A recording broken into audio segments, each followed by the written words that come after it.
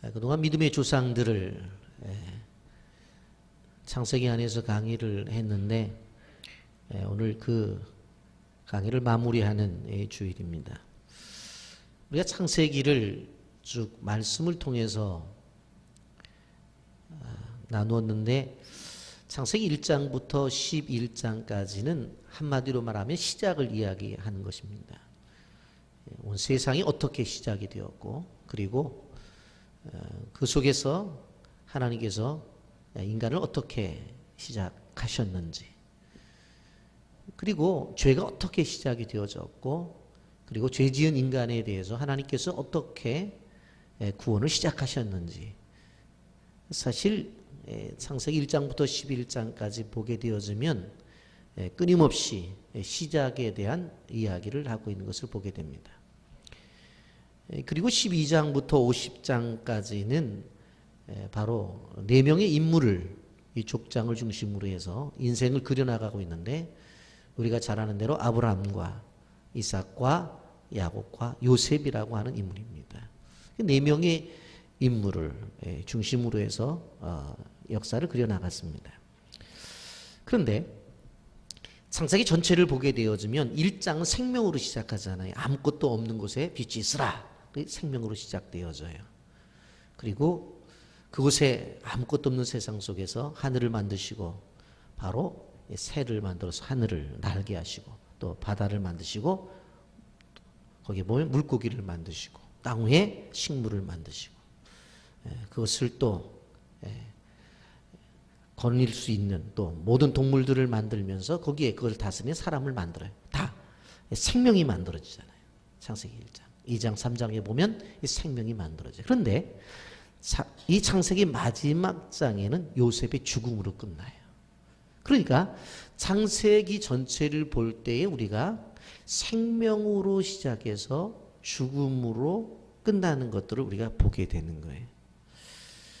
자, 그런데 이 창세기의 마지막에 이 요셉의 죽음을 보면서 몇 가지 중요한 것들을 우리는 발견할 수가 있어요. 여기 22절 23절에 보면 요셉이 그의 아버지의 가족과 함께 애굽에 거주하여 110세를 살며 에브라임의 자손 3대를 보았으며 므낫세의 아들 마길의 아들들도 요셉의 스라에 양육되었더라 그랬어요.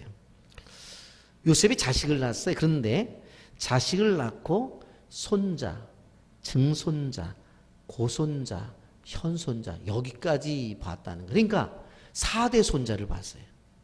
그게 얼마나 행복했겠느냐라고 해요. 그런데 그 손주들이 누구의 손에서? 요셉의 손에서 자랐다.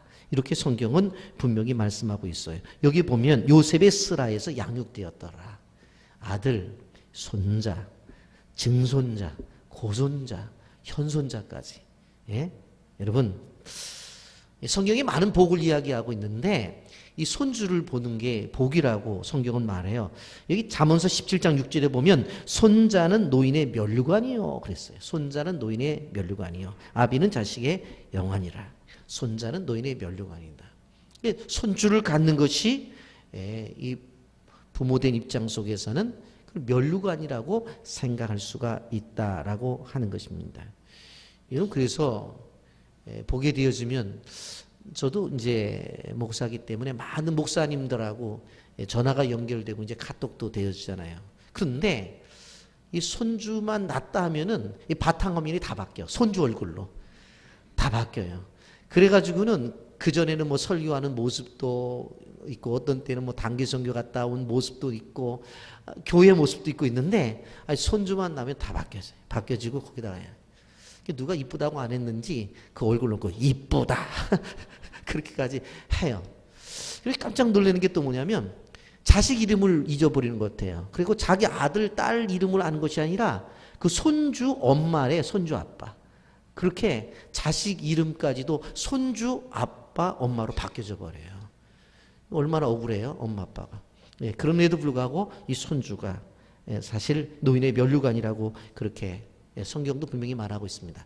그런데 이 110세에 요셉이 죽는데 이 110세라는 숫자는 구약 성경을 보면은 기준적인 것 같아요. 110세보다 좀 적게 살면은 아유 좀 안타깝다. 그러고 좀 더 살면은 오래 살았구나. 그렇게 기준을 잡았던 것 같아요. 요셉이 110세에 죽죠. 그리고 여호수아도 110세에 죽어요. 그런데 요셉이 17세의 노예가 돼가지고 13년 동안 고생을 하게 되어지는데, 그래서 30세에 애굽의 총리가 됩니다. 그런데 총리를 몇 년 하느냐? 110세까지예요. 그러니까 몇 년이에요? 80년을 해요. 80년. 여러분 우리나라에 총리 되는 것도 어렵지만 임기도 못 마치는 사람이 허다해요. 그런데 요셉은 임명을 받고 나서 무려 80년 동안의 총리 일을 하는 것을 바라볼 수가 있습니다. 그러니 그의 권력과 그의 부유라고 하는 것은 그 누구도 따라갈 수 없는 그러한 권력과 부유를 누렸다고 볼 수가 있습니다. 여러분 요셉이 13년을 고생했거든요. 그런데 80년을 보상받았어요. 그렇다고 한다면 우리도 항상 어려움이 있을 때, 고난이 찾아올 때, 역경이 찾아올 때 무슨 생각을 해야 돼요? 분명히 하나님의 보상이 있을 것이다. 그런 생각을 가져가야 된다고 하는 것입니다. 여러분 성경에 보면은 고난당한 인물 가운데서 대표적인 인물이 욥이에요. 욥이 고난을 당했는데 그 욥의 42장 10절에 보면 욥이 그의 친구들을 위하여 기도할 때에 여호와께서 욥의 공경을 돌이키시고 여호와께서 욥에게 이전 모든 소유보다 갑절이나 주신지라 그랬어요. 10명의 자식을 잃었는데 10명의 자녀를 주잖아요. 아들 7, 딸 3명을 주는데 그 성경에 보면 그 딸들이 그렇게 아름다웠다고 그랬어요. 그래서 우리식으로 말하면 아마 미스 코리아 선발대회에 나왔다면 큰 딸은 진, 둘째 딸은 선, 막내 딸은 미, 이렇게 당선이 될 정도로 그렇게 하고 욥이 140세까지 살잖아요. 그거 고난을 당할 때는 온몸이 악창이 들어가서 기와장으로 벅벅 긁으면서 그렇게 살았는데 하나님이 복을 주시니까 다 치료받고 어떻게 되어져요? 140세까지 사는 보상을 받게 되어지는 걸 봅니다. 여러분 항상 성도가 고난을 당할 때 기억해야 될 것은 그 고난만 생각하면 안 돼요. 동시에 이후에 하나님이 보상해 줄 것을 동시에 생각해야 돼요. 그래 견뎌내는 거예요. 이 고생만 생각하면 어떻게 살겠어요? 힘들어서. 그런데 하나님이 이 고난의 시간이 끝나면 고난 끝, 행복 시작, 이것이 분명히 있을 거라는 믿음을 가지고 믿음의 눈으로 미래의 행복을 가져다가 현실 속에서 함께 고생을 하게 되어질 때에 쉽게 견뎌내는 것이지, 그런 믿음이 없이 내 인생 죽을 때까지 고생만 한다면 어떻게 살아가겠어요? 그러니까 자기 목숨 내 던지는 거예요. 이렇게 고생스러움에 살 세상을 내가 언제까지 이렇게 살아? 그만 살아야지 하고 그만 사는 거예요. 그런데 성경은 그렇게 말하지 않아요. 항상 고난에 대한, 고생에 대한 대가를 지불해 주신다. 항상 30배, 60배, 100배, 최소한 더 나아가서는 1000배까지도 해 주신다. 아멘입니까? 이러한 축복을 하나님이 약속하셨다라고 하는 것입니다. 여러분 그런데 이렇게 80년 동안 총리를 했던 요셉도 죽어요. 보면 오늘 24절 말씀에 보면 이렇게 말해요. 요셉이 그의 형제들에게 이르되 나는 죽을 것이나 하나님이 당신들을 돌보시고 당신들을 이 땅에서 인도하여 내사 아브라함과 이삭과 야곱에게 맹세하신 땅에 이르게 하리라 하시고 그랬어요. 난 죽을 거다. 난 죽을 거다. 분명히 얘기해요. 이것은 요셉의 현실이에요. 요셉의 현실이에요. 나는 죽을 것이다. 여러분 이 말은 누구든지 똑같이 할 말이에요. 이 말을 하고 죽든지 안 하고 죽든지 죽을 것은 다 모든 사람에게 오는 거예요. 여러분 죽음은 말하지 않더라도 모든 사람이 현실로 받아들일 수밖에 없다라고 하는 것입니다. 아까도 말씀을 드렸지만 창세기 50장으로 되었는데 1장에 보게 되면 생명이 넘치잖아요. 빛이 있으라. 빛이 있었어요. 그냥 명령을 하니까 궁창 위의 물과 궁창 아래 물로 탁 나누어져서 하늘이 생긴단 말이에요. 생명력이 있잖아요. 그렇잖아요. 물을 한 곳에 탁 모으니까 바다와 강이 되어지고 그리고 묻이 드러나잖아요. 생명력이 있잖아요. 그 하늘을 다스리는 해와 달과 별들을 만들어내잖아요. 생명력이 있잖아요. 그리고 하늘에는 새, 바닷속에는 물고기를 만들어내는 생명력이 있잖아요. 아무것도 없는 땅에 나무도 그리고 풀도 만들어서 그리고 그 사이에 동물들도 거니면서 먹게 만들고 그 동물들의 소리 속에서 생명이 있죠. 그걸 다스린 사람도 만들고 생명력이 있잖아요. 그런데 50장에 가서는 사망으로 이렇게 맞춰지는 것을 볼 수가 있습니다. 왜 이런 일이 벌어졌을까?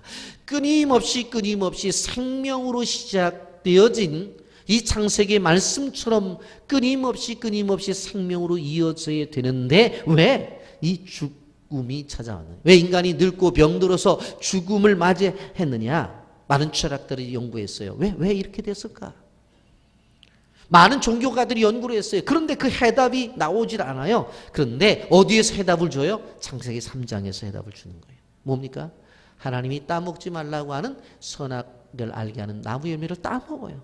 죄를 지었다는 거예요. 그것으로 인해서 인간 세상에 죄가 오고 그것으로 말미암아 인간 세상에 죽음이 왔다고 하는 답을 성경이 주는 거예요. 그래서 어떤 학자는 말했어요. 창세기 3장만 알아도 어떠한 철학자보다도 우수한 그러한 신학적 사상을 갖게 되는 것이고 어떠한 신학자보다도 창세기 3장만 연구하면 그보다도 훨씬 더 죽음에 대한 것들을 아는 지혜로운 사람이 된다. 그렇게 말을 했습니다. 여러분, 우리 성경을 보면 위대한 사람들이 있습니다만 다 실수가 있어요. 아브라함 실수가 있잖아요. 자기 아내를 누이라고 말을 하고 자기 부인 놔두고 또 하가를 취해갖고 이스마엘 낳고 뭐 실수가 있었잖아요. 여러분 야곱 보세요. 얼마나 남의 것을 자기 것으로 만들려고 사기쳤어요. 그렇잖아요. 여러분 다윗 허물이 있었잖아요. 우리아나 바세바를 취하잖아요. 노아의 방주에서 나왔어요. 당대 모든 사람들이 죄를 지어서 죽고 노아 가장만 살아났는데 그러면 대단한 믿음의 사람이잖아요. 나오자마자 또 한 단 드시고 나서 옷 벗고 주무시고 이거 잘못하잖아요. 그러니까 성경에 나타난 위대한 인물들이라 할지라도 다 흠이 있고 티가 있어요. 그런데 우리가 하나 기억해야 될 것은 요셉은 그런 얘기가 없다는 거예요. 요셉 여러분 보세요. 요셉의 뭐가 잘못된 게 없어요. 그런데 그러면 안 죽어야 되잖아요. 잘못이 없으면 안 죽어야 되잖아요. 다 죄가 있어서 죽는다면서. 그럼 요셉은 잘못이 없으면 안 죽어야 되잖아요. 그런데 죽거든요. 무슨 얘기냐? 요셉도 죄인이라는 얘기. 성경이 뭐라고 말해요? 로마서 5장 12절. 그러므로 한 사람으로 말미암아 죄가 세상에 들어오고 죄로 말미암아 사망이 들어왔나니 이와 같이 모든 사람이 죄를 지었으므로 사망이 모든 사람에게 이르렀느니라. 죄로 말미암아 사망이 들어왔어요. 우리가 죽는 것은 죄 때문에 죽는 거예요. 죄 때문에. 이와 같이 모든 사람이 죄를 지었으므로 사망이 모든 사람에게 이르렀다. 그러니까 그 속에 요셉도 들어가는 거예요. 요셉이 죄를 안 지었으면은 가만히 살아야지. 100년, 200년, 300년, 1000년. 그리고 요즘도 살아계셔야 되지. 그래갖고 오셨습니까? 그리고 인사 나누거든요. 그래서 죽었잖아요. 여러분 어떤 분들 전도하면 그래요. 난 죄진 적이 없다고. 죄인이 아니라고. 그러면 무엇으로 증거해야 돼요? 죽지 않음으로 증거해야 돼요.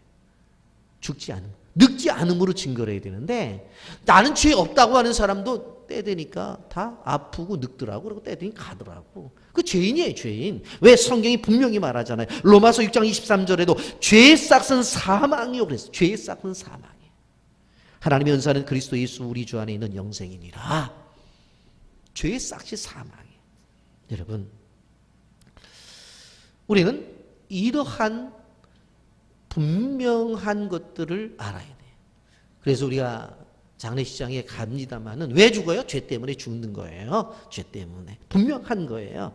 여러분. 그러나 오늘 우리가 생각해 봐야 될 것이 무엇인가 하면 그럼 성도의 죽음은 마지막이냐? 요셉의 죽음은 마지막이냐? 하는 거예요. 여러분 창세기 마지막에 죽음으로 끝나면서 창세기라는 성경이 끝나면서 그 다음 성경이 뭐예요? 출애굽기라는 성경이에요. 이 연계를 여러분이 주의 깊게 봐야 돼요. 여러분 사람의 죽음을 별세라고 그렇게 말을 하는데 누가복음 9장에 보면은 예수님이 변화산상에 올라가셨단 말이에요. 그래서 거기서 엘리야도 만나게 되고 모세도 만나게 되어지고, 그리고 예수님이 같이 대화를 하고 베드로와 야고보와 요한이 거기서 얘기를 하는데 예수님이 이렇게 말씀하세요. 영광 중에 나타나서 장차 예수께서 예루살렘에서 별세하실 것을 말할세 그랬어요.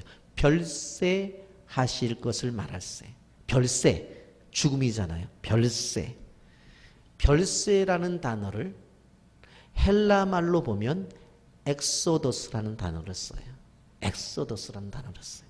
여러분, 엑소더스. 결국 무슨 얘기인가 하면 출애굽이라고 하는 것이 뭐예요? 엑소더스예요. 죽음에서의 탈출이 엑소더스예요. 이스라엘 백성들이 어떻게 돼요? 지금 어디서 살고 있습니까? 지금 애굽에서 살고 있잖아요. 애굽에서 430년 동안 고통을 당하잖아요. 그래서 하나님의 때가 되어서 거기서 이제 나오게 되어지는데, 그 나와지는 것들을 뭐라고 말해요? 출애굽이라고 말하는데 그것을 원어로 엑소더스라고 말을 한다. 그런데 이 엑소더스라는 단어를 원어를 보니까 바로 누가복음에서 별세라는 말과 같은 말이에요.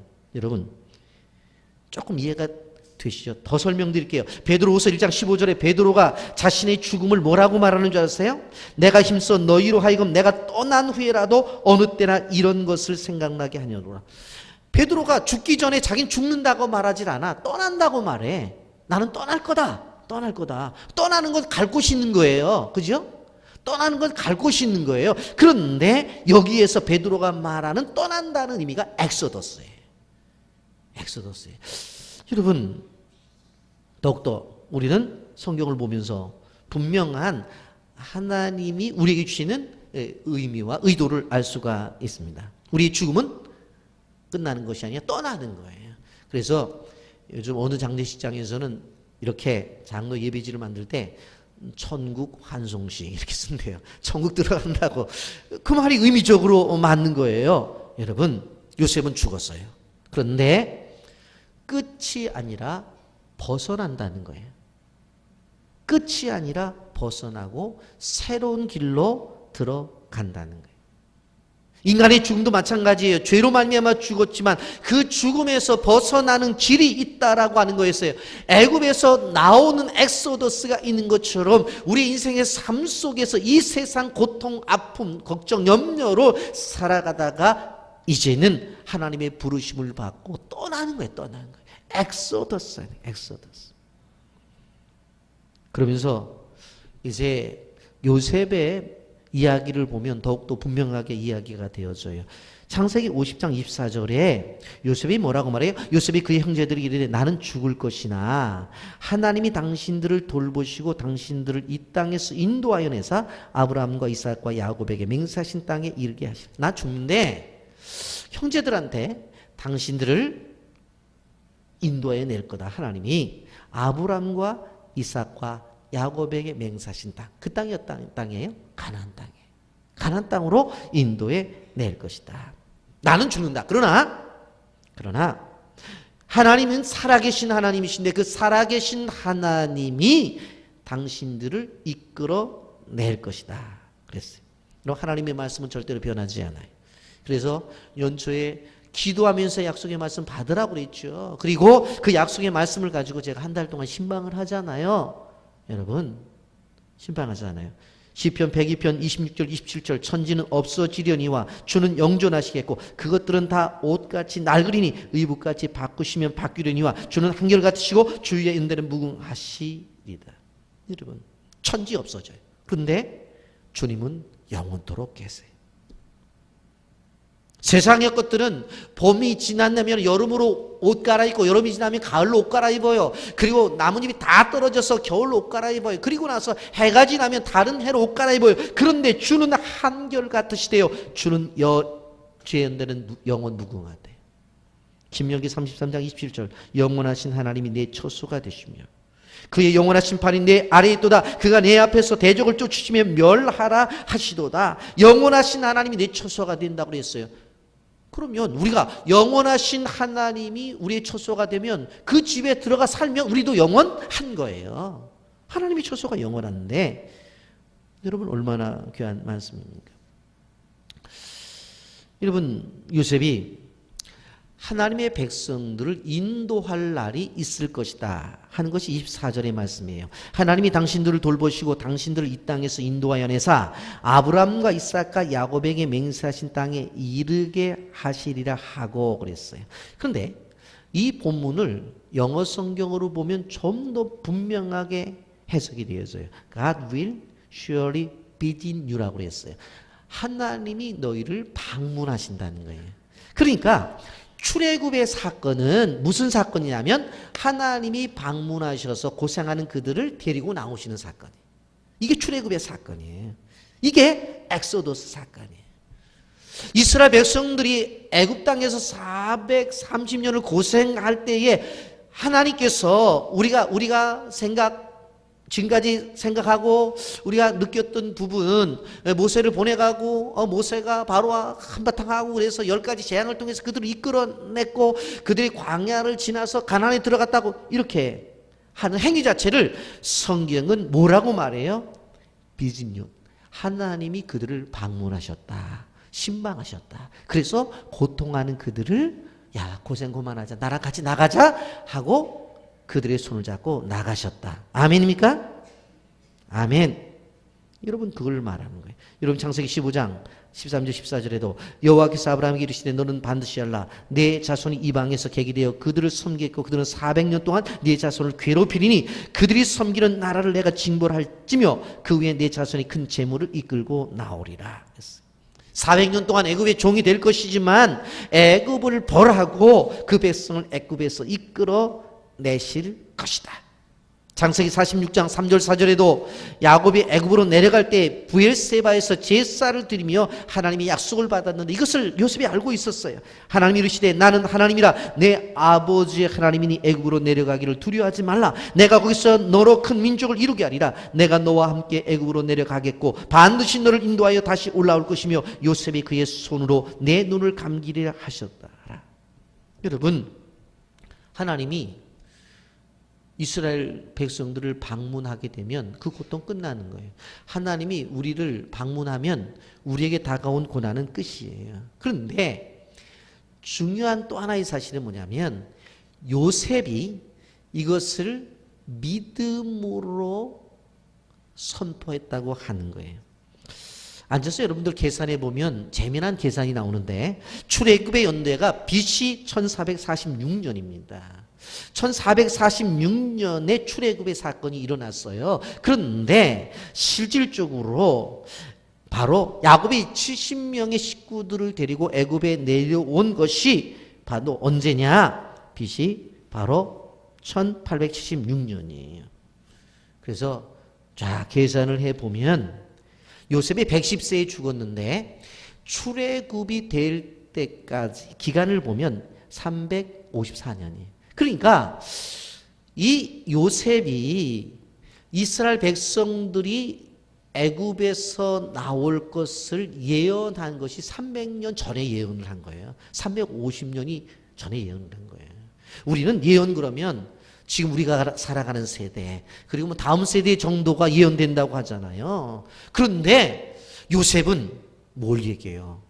야, 이렇게 354년 뒤에 일어날 것들을 예언한단 말이에요. 여러분 미래학자들 저도 그 책들을 좋아해서 미래학자들이 쓴 책들을 좀 보거든요. 보는데 길게 봐봤자 100년을 얘기하더라고. 100년 후에는 이 나라가 이 세계의 경제 상황과 이 세계 속에서 어떻게 될 것이다. 뭐 그런 얘기를 하는데 이 요셉은 그 오랜 후의 이야기를 선언하잖아요. 354년이 지나면 하나님이 너희들을 신방할 것이고 너희들이 고생할 때 너희들 손을 붙잡고 나올 것이다. 어디로 갈 것이냐? 바로 아브라함과 이삭과 야곱이 약속했던 그 가나안 땅으로 너희들을 이끌어 낼 것이다. 여러분 요셉 대단한 분이 보면 대단한 거예요.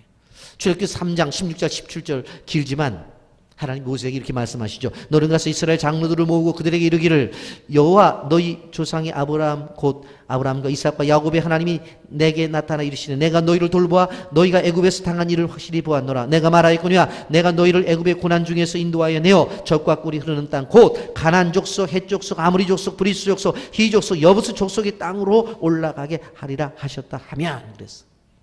모세에게 얘기합니다. 출애굽기 4장 29절 31절에도 모세와 아론이 가서 이스라엘 자손들의 모든 장로들을 모으고 아론이 여호와께서 모세에게 이르신 모든 말을 전하고 그 백성 앞에서 이적을 행하니 백성이 믿으며 여호와께서 이스라엘 자손을 찾으시고 그들의 고난을 살피셨다함을 듣고 머리 숙여 경배하였더라. 여기도 살피셨다는 말이 나와요. 살피셨다. 여러분 살피셨다. 히브리 말로 파카드라는 단어예요. 동사인데 방문하다. 하나님이 이스라엘 백성들을 방문하는 거예요. 그리고 그들의 고통을 보고 그들을 이끌어내는 거예요. 여러분, 우리는 기억해야 돼. 우리의 삶의 현장 속에서 우리를 내버려 두시는 하나님이 아니라 하나님의 구원의 역사를 이루시는데 그 구원의 역사는 주님이 찾아오셔서 비진유 여러분들을 찾아오셔서 여러분들을 이끌어내신다. 이것이 바로 구원이에요. 우리 삶 속에서 예수를 믿음으로 말미암아 영적인 구원도 있지만 삶 속에서 어려움을 당하는 사람들에게 구원이 시작된다는 거예요. 여러분 새로운 2018년도에 여러분의 삶 속에서 구석구석에 하나님의 구원 역사 엑소도스가 시작된다는 사실을 기억하시기를 바랍니다. 시작되는 거예요.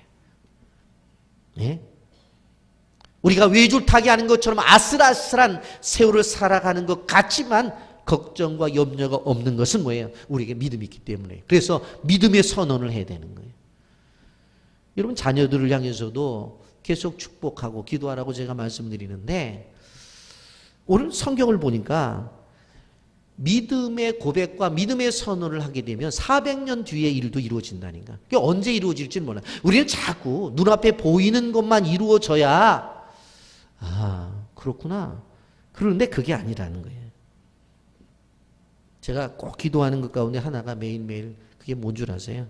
우리 교회 안에 자라나는 아이들 가운데서 이 나라 대통령을 나오게 해 주옵소서. 그 두 번째, 우리 안씨 집안에서 대통령이 하나 나오게 해 주옵소서. 별로 마음에 안 드는 얘기죠. 근데 두 가지 꼭 기도를 해요. 몇 년 후에 일어날지는 몰라. 근데 제가 우리 장로님 돌아가셨을 때도 제가 사진을 찍었잖아요. 제가 시간 있으면 이런 부분에 대해서도 제가 설명을 드리는데 우리나라는 역사를 자꾸 없애려고 그래요. 그게 잘된 역사든 잘못된 역사든 역사는 역사에 놔둬요. 그래서 제가 앨범 페이지에다 우리 장로님 돌아가신 사진하고 장례 다 해놓고 늘 우리 장로님이 저한테 하셨던 말씀을 몇 가지 메모를 해놓을 거예요. 그리고 제가 죽으면 그 다음 페이지에다가 앨범을 해놓고 거기에다가 우리 자손 가운데 대통령이 나오기로 평생 기도하신 목사님이 가셨다. 그럼 만약에 100년이 됐든 200년이 됐든 이 나라의 대통령이 되면 100년 전에 안기성 목사님이라는 분이 계셨는데 그분이 늘 기도한 것이 이렇게 100년에 이루어졌다. 마음에 안 들어도 아멘 좀 하세요. 아니 이건 저는 역사적인 것들을 끊임없이 던져야 돼. 그럼 이루어지는 거예요.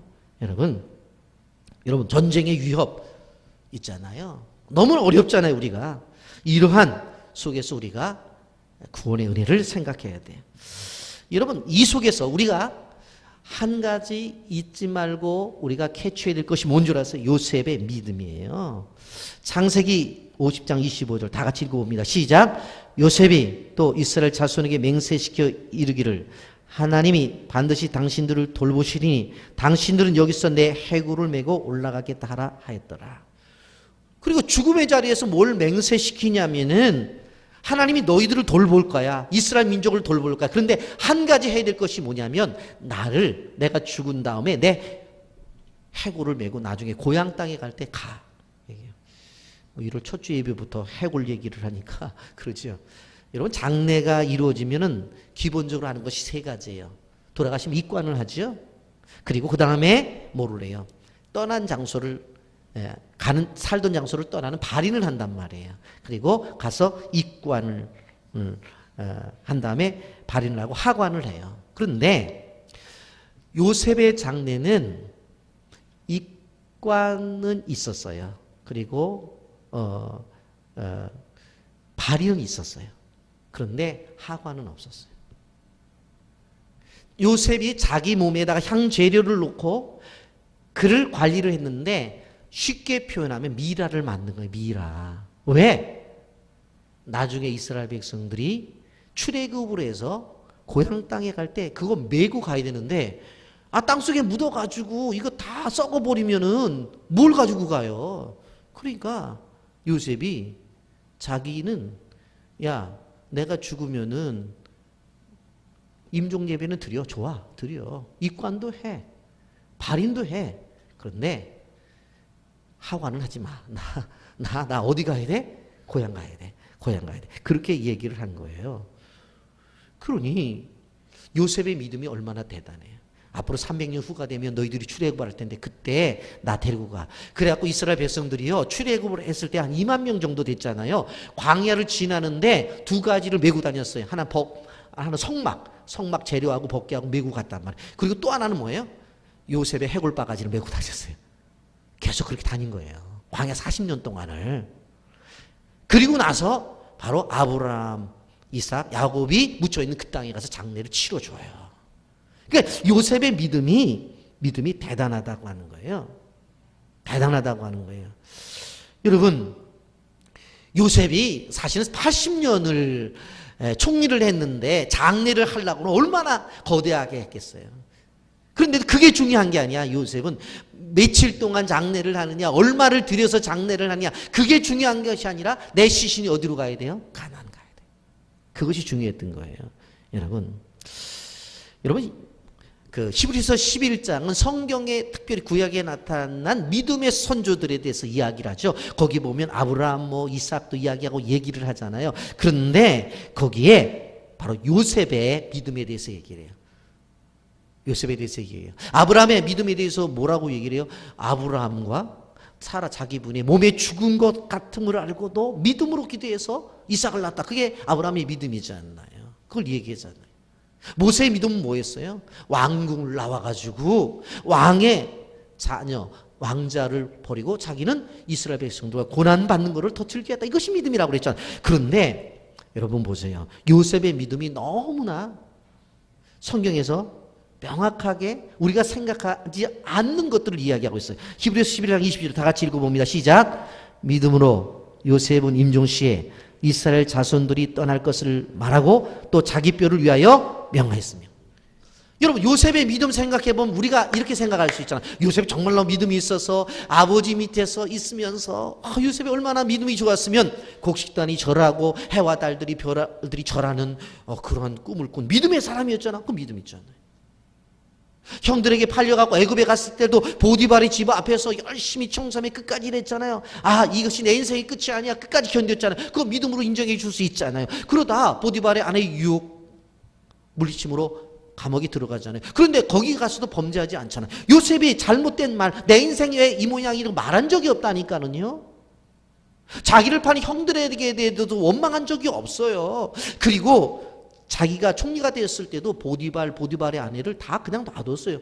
그의 믿음 대단해요. 그런데 그것에 대해서 이야기하지 않고 히브리서 기자가 성령의 조명을 받아서 요셉의 믿음을 이야기할 때 뭐라고 그랬어요? 믿음으로 요셉은 임종시에 죽을 때에 이스라엘 자손이 떠날 것을 말하고 이스라엘 자손이 엑소도스 할 것을 말하는 거예요. 그리고 자기 뼈, 그때 내 뼈도 좀 가지고 가서 장례 치러 달라. 이게 믿음이래. 이게 믿음이. 여러분 그러니까 여러분 돌아가실 때 유언이 믿음의 고백을 하세요. 그냥 있는 통장 붙잡고 가면 안 되는데 그러지 말고 믿음의 고백을 해야 돼. 그러니 자손들 또 그 후대 사람들이 요셉의 믿음을 보면서 얼마나 큰 도전을 받겠냐고요. 히브리서 기자는 바로 요셉의 믿음을 그의 인생에 있어서 죽음을 앞둔 바로 유언을 믿음의 고백으로 보고 있는 거예요.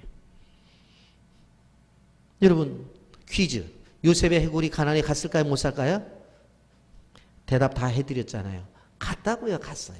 그 어려운 과정을 갔다고요. 출애굽기 13장 19절 모세가 요셉의 유고를 가졌으니 이는 요셉이 이스라엘 자손으로 단단히 맹세하게 하여 이르기를 하나님이 반드시 너희를 찾아오시리니 너희는 내 유고를 여기서 가지고 나가라 하였습니다. 하나님이 반드시 너를 찾아오리니 비진 유 너를 찾아가겠다. 너희를 찾아가겠다. 방문하겠다. 신방하겠다. 그래서 그들을 이끌어내겠다. 그렇게 말씀하셔서 그들이 나올 때에 잊지 않고 가지고 나온 게 뭐예요? 요셉의 유골이에요.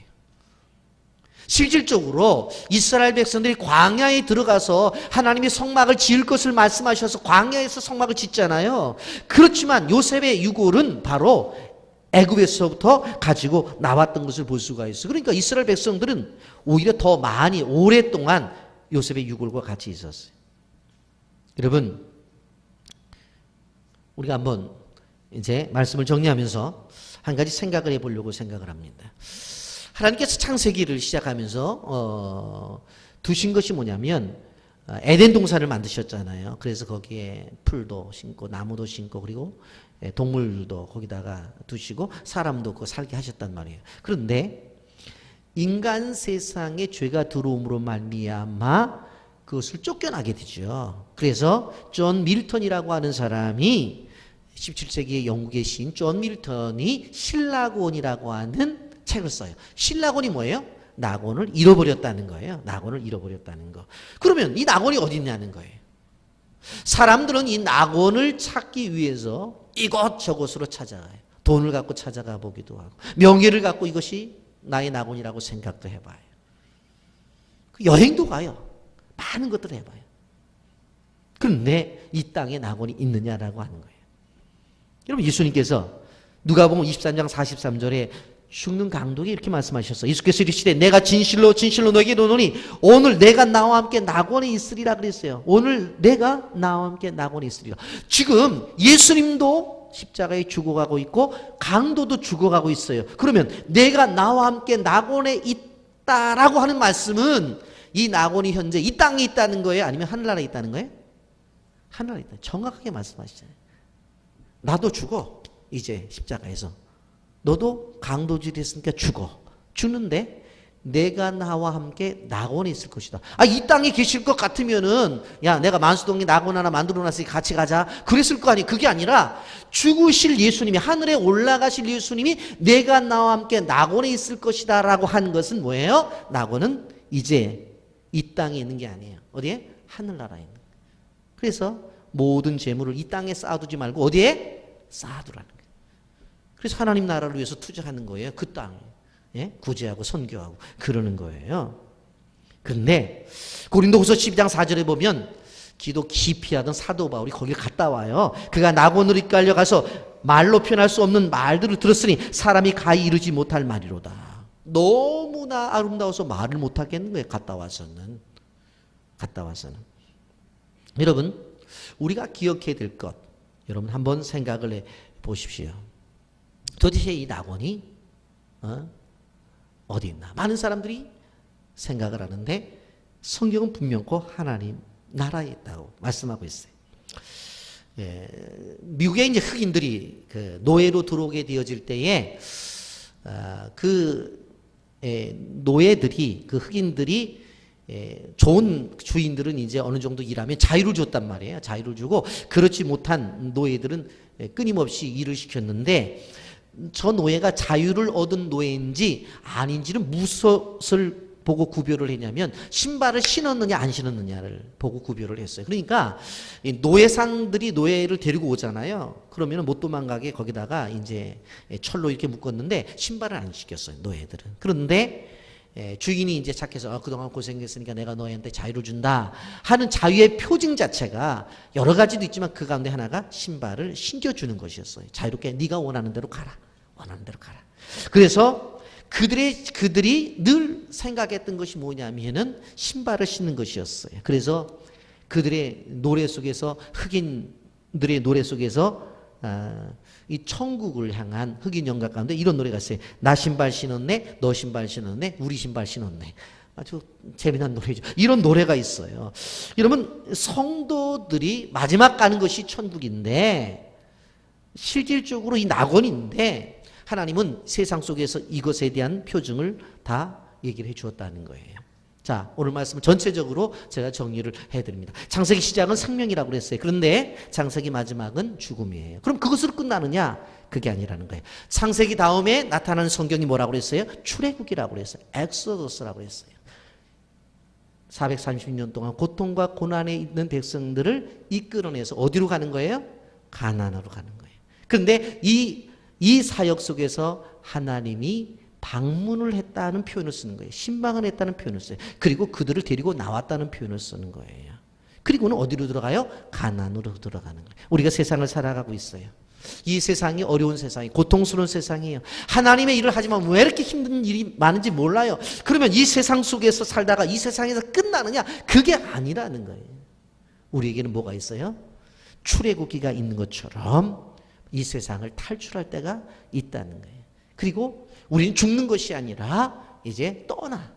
왜 떠나요? 갈 곳이 있기 때문에 떠나. 베드로의 고백처럼 우리는 갈 곳이 있다는 거예요. 여러분, 한 해를 마감했어요. 새해가 시작되어지는 거예요. 우리가 생각해 볼 때 2017년도의 고통과 아픔과 걱정 모든 것은 바로 이제는 사라져버리고 하나님이 약속하신 2018년에 하나님의 축복을 향해서 한 걸음 나가는 거예요. 이게 뭐예요? 이 시대에 오늘을 살아가는 우리들에게 주신 하나님의 엑소더스. 이게 출애굽이에요. 그래서 빠져나오는 거예요. 그리고는 가나안을 향해서 또 한 걸음 한 걸음 나간다고 하는 것을 우리는 기억해야 되는 것입니다.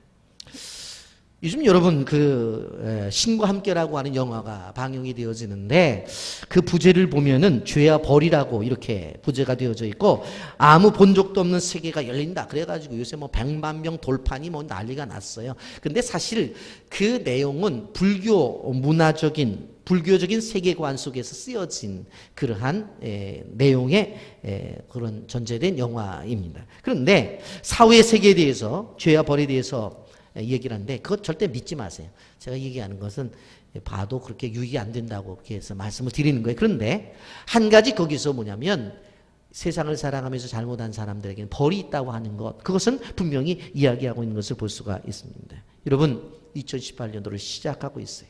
우리의 모습은 하나님의 존전 앞에, 하나님 앞에서 새로운 결단이 있어야 돼요. 하나님 없는 것처럼 살지 않고 하나님이 계신 것처럼 살아야 돼요.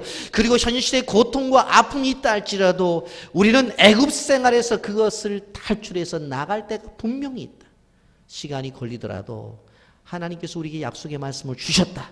분명한 것을 기억하면서 영화를 경외하면서 이제 과거에 있었던 모든 힘들고 고통스러운 것들은 다 뒤로 물러가고 하나님 주신 가나안을 향해서 한 걸음 더 나아가시기를 예수님의 이름으로 축복합니다. 아멘.